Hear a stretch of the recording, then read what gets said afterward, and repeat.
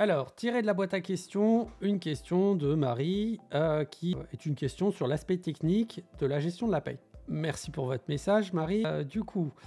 J'ai une question sur le taux de cotisation cadre pour la prévoyance, hein. J'ai une convention qui propose un taux à 0,78 pour les cadres au lieu des 1,5.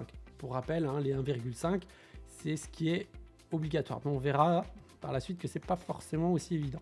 Est-ce que je peux laisser à 0,78 parce que conventionnellement c'est OK, ou est-ce que je dois demander une cotisation supplémentaire pour être à 1,5 et donc conforme à la loi? Alors comme je vous l'ai dit, c'est un peu plus complexe que ça. À un certain moment, on aurait pu dire si c'est en dessous d'1,5, c'est pas bon. Donc il faut passer à 1,5.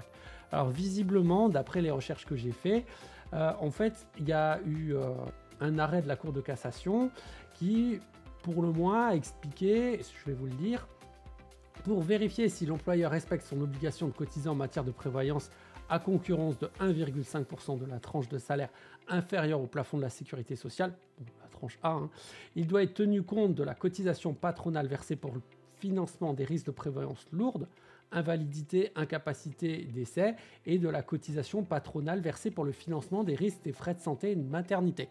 Donc, ce qu'il faut faire, c'est vérifier si tout ça c'est conforme dans les différents contrats et du coup, c'est OK d'avoir une cotisation inférieure à 1,5. Cependant, il reste, à mon avis, une certaine insécurité juridique parce que je fais la même recherche au niveau du site l'AG2R qui explique qu'en fait, c'est plutôt pas possible.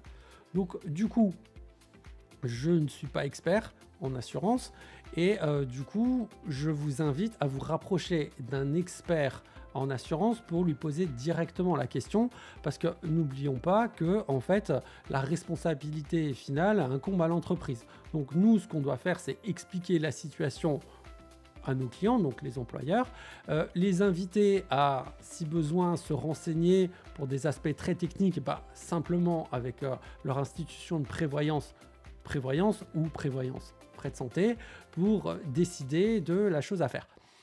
Néanmoins, je pense qu'il est plus simple de cotiser à 1,5 que de se casser la tête.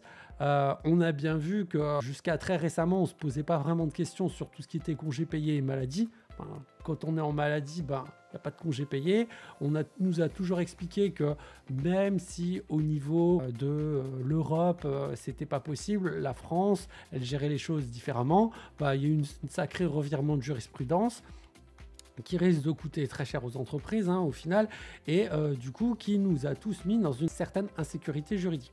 Donc du coup, quand vous avez des questions qui sont un peu tendancieuses comme ça, il faut mieux vraiment poser la question à des experts de l'assurance, dans notre cas, parce qu'au final, c'est eux qui vont prendre la responsabilité. Et si je dirais, si vous devriez faire un choix, je dirais jouer plutôt la sécurité. Limite, on paye un peu plus, mais derrière, on est tranquille.